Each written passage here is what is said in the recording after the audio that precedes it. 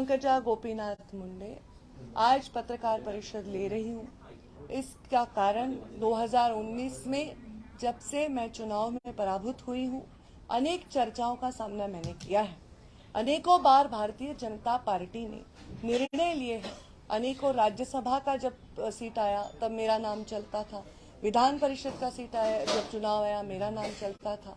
ऐसे परिस्थिति में जब जब मेरा नाम चला और मेरे बारे में निर्णय नहीं हुआ, तब कभी भी मैंने कोई जाहिर कथन नहीं किया, कभी प्रेस कॉन्फ्रेंस नहीं ली, कभी सोशल मीडिया के माध्यम से मैंने व्यक्त कोई नाराजगी नहीं की।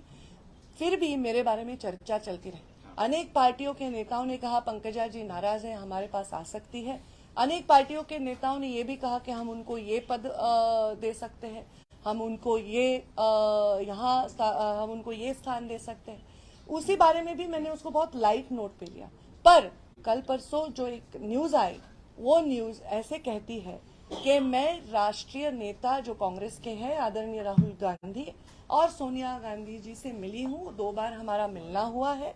एक सांगली के नेता है जो हमारे इस मिलने में मध्यस्थ है, और मैं भारतीय जनता पार्टी छोड़कर कांग्रेस की तरफ जा रही हूँ। ये जो न्यूज आई है, ये न्यूज सरासर झूठ है।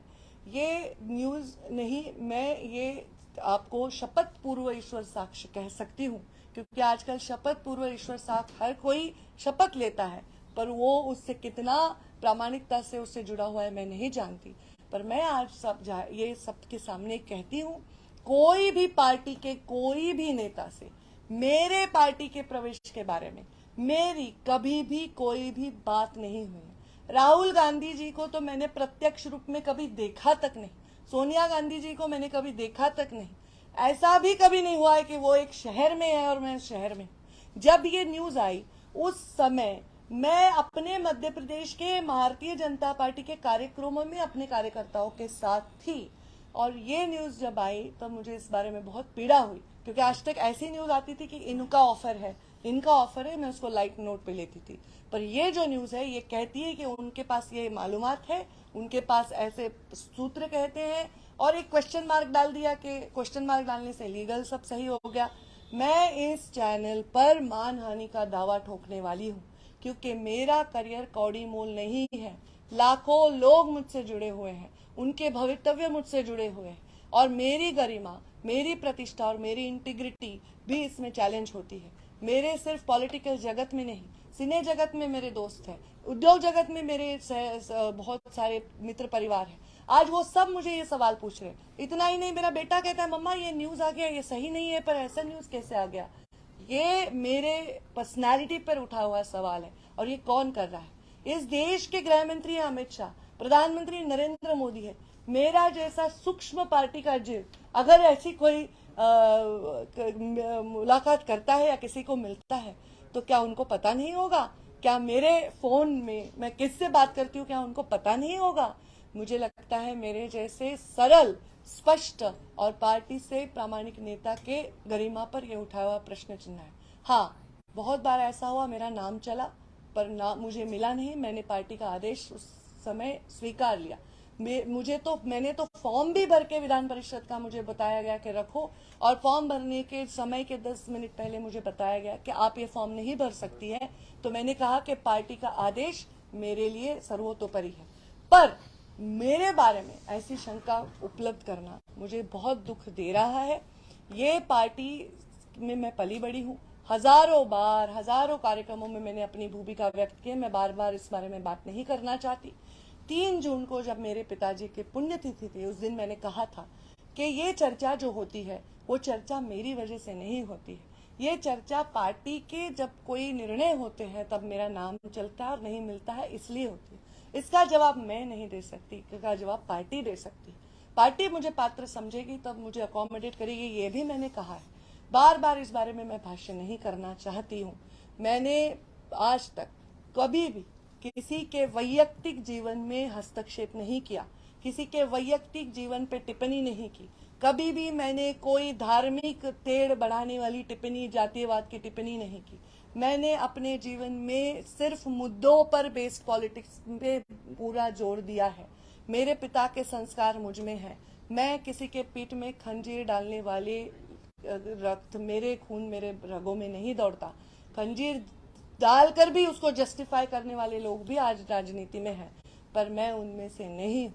जब मोदी जी ने प्रधानमंत्री पद की शपथ ली थी और वो जब हमारे संसद में उस सीढ़ी पर नतमस्तक हुए थे, तब हजारों लाखों युवक सिर्फ इस देश के नहीं दुनिया के ये सोच रहे थे कि एक अलग सरकार, एक अलग राजा, अलग प्रधानमंत्री हमें मिला है, एक ग्लोबल लीडर मिला है। आज भी यही सोच रहे होंगे। हमारी आइडियोलॉजीज को मैं सबसे ज्यादा प्यार करती हूँ क्योंकि यही भारतीय जनता पार्टी के संस्कार है। मोदी जी का ये वाक्य, मैं खातो नहीं खावानु देतो नहीं, ये बहुत ही इम्पोर्टेंट वाक्य है। भ्रष्टाचार से राजनीति को मुक्त करने के लिए मोदी जी के कदमों को बहुत गौर से दुनिया देखती है और ये सबसे बड़ा मुद्दा है। हम राजनीति में और हमारे माध्यमों के इतने कंपटीशन में मुख्य मुद्दों से हमेशा परे चले जाते हैं।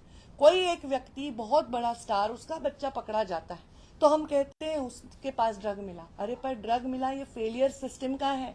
आज हमारे बच्चे ड्रग एडिक्ट हो रहे हैं, ये फेलियर सिस्टम का है।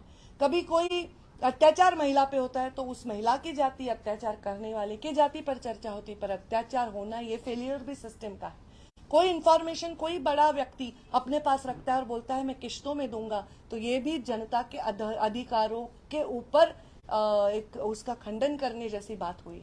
अगर कोई व्यक्ति एक जिम्मेदार पद पर है, विराजमान है, तो उसके पास अगर कोई ऐसी इंफॉर्मेशन है जो समाज के प्रति बहुत आवश्यक है तो उस पर उसको एक्शन लेना चाहिए, ना कि उसको किश्तों में मीडिया को बताने चाहिए। ये सब चीजें देखकर मैं दुखी हो गई। आज मैं रोज न्यूज देखती हूँ, बाला साहब ठाकरे की शिवसेना नहीं रही, शरद पवार की राष्ट्रवादी नहीं रही। मैं सोचती हूँ कल लोगों को ये कहने पर मजबूर ना करना, ये हमारा काम है कि पंडित दीनदयाल जी उपाध्याय और अटल जी की भाजपा नहीं रही, ये हमारा कर्तव्य है। मैं उस भाजपा की सदस्य थी, उस भाजपा की सदस्य हूँ और उस संस्कारों में पली बड़ी हूँ। मेरे साथ जो हुआ वो बहुत ही मुझे दुख देता है, वेदना देता है। जब भी मुझे कुछ करना है मैं डंके के चोट पर करती हूँ। लाखों लोग मेरे से जुड़े हुए हैं, हजारों लोग मुझ पर आज देख रहे हैं इसको। मैं सबसे यही कहूँगी कि मेरे प्रवास में आपने मुझे साथ दिया, उसके लिए आभार। और आप हमेशा मुझे साथ तभी दे जब मैं सच्चाई और मैं गरिमा के साथ काम करूं। जब मैंने पहला इंटरव्यू विधायक के तौर पर दिया था तब मैंने ये कहा था कि जब मुझे अपने आइडियोलॉजी से और मेरे खुद के संस्कारों से प्रताड़ना करनी पड़े तो राजनीति से भी एग्जिट लेने से मैं नहीं चूकूंगी।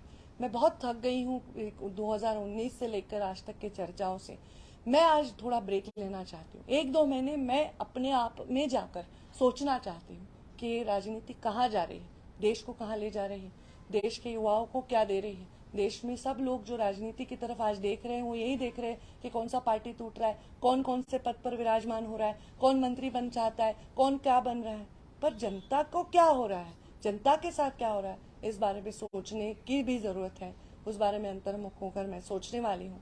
और फिर इसे इसलिए बोल रही हूँ 2 महीने छुट्टी कि कृपा करके कोई माइक लेके मेरे सामने ना आए, कृपा करके कोई पूछे नहीं इसने आपके बारे में ये कहा, उसने आपके बारे में जो कोई मेरे बारे में कुछ कहे उसके बारे में टिप्पणी करना मेरा काम नहीं है। और जो मुझे करना है वो मैं करूंगी और वो सिर्फ आइडियोलॉजी बेस्ड रहेगा।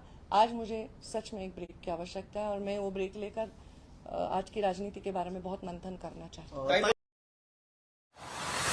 हमारे चैनल को सब्सक्राइब कीजिए और नए वीडियोस की नोटिफिकेशन के लिए बेल आइकॉन को प्रेस कीजिए। क्रांति एक्सप्रेस, सच्चाई के साथ इंसाफ की बात।